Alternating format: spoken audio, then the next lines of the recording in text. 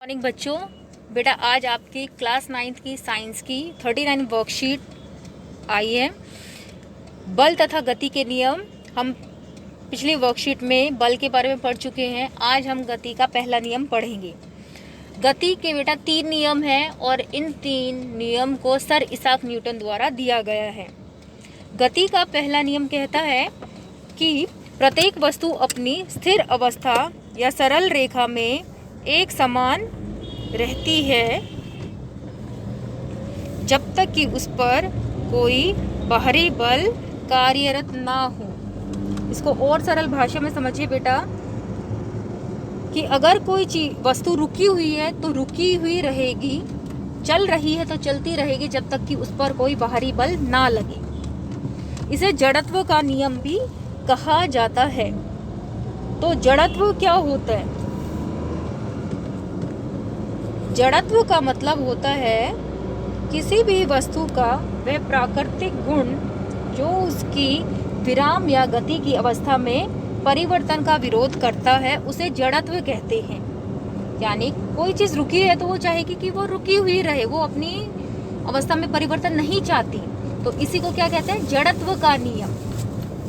तो गति का पहला नियम किस नियम से जाना जाता है? जड़त्व के नियम के नाम से जाना जाता है। जड़त्व प्रत्येक वस्तु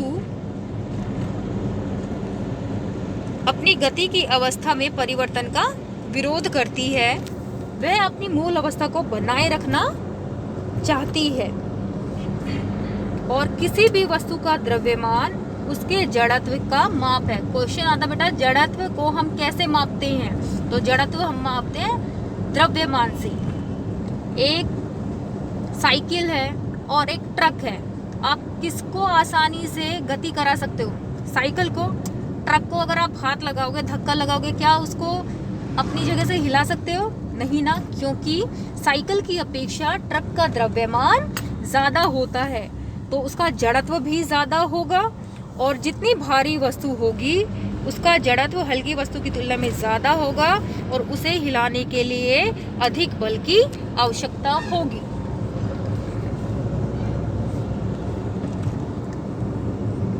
न्यूटन की गति के पहले नियम पर बेटा कुछ घटनाएं देखो। अगर पेड़ की शाखा को, टहनी को हिलाते हैं तो पत्तियां नीचे झड़ जाती है। क्यों?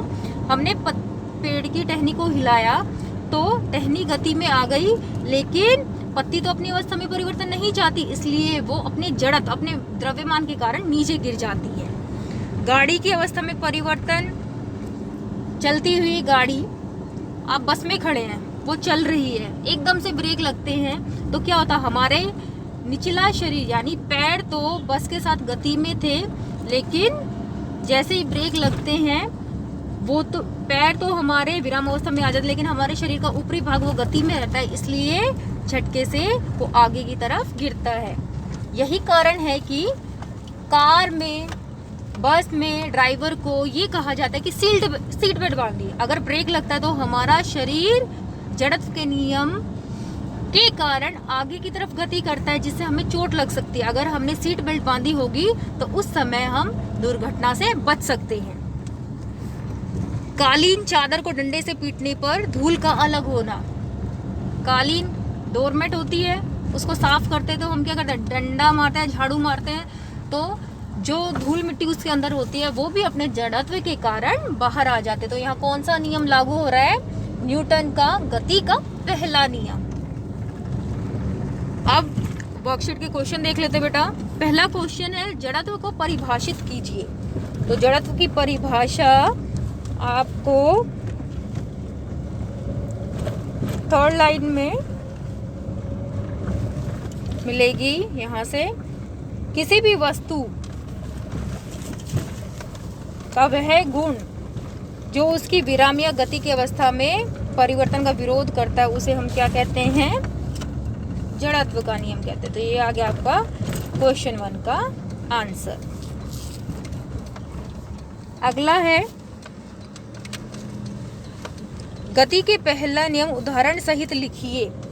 तो गति का पहला नियम आपको ऊपर ही है।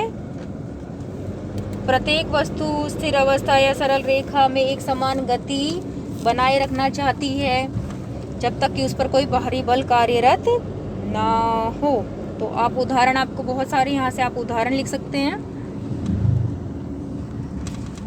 तीसरा क्वेश्चन है, किसी रुकी हुई बस के अचानक गतिशील होने की स्थिति में उसमें खड़ी सवारियां किस तरफ झटका महसूस करेंगी, कारण स्पष्ट कीजिए। तो यहाँ पे ये भी आंसर आपकी वर्कशीट में दे रखा है और अभी हमने डिस्कस किया है।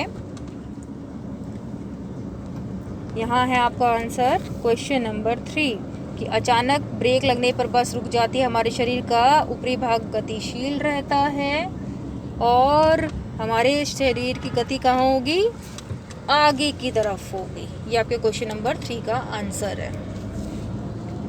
क्वेश्चन नंबर 4, निम्न में किसका जड़त्व अधिक होगा। जड़त्व हमें पता चला किसके ऊपर निर्भर करता है, जड़त्व द्रव्यमान पर। तो कार एवं बस किसका जड़त्व अधिक होगा, बस का। साइकिल या मोटरसाइकिल, मोटरसाइकिल। ठेला गाड़ी व रेलगाड़ी, रेलगाड़ी। तो आपको वर्कशीट समझ में आ गई होगी बेटा। अगर फिर भी किसी को डाउट है तो वो क्वेश्चन ग्रुप पर पूछ सकता है या कॉल करके पूछ सकते हो। वर्कशीट को अच्छे से कंप्लीट करें बेटा।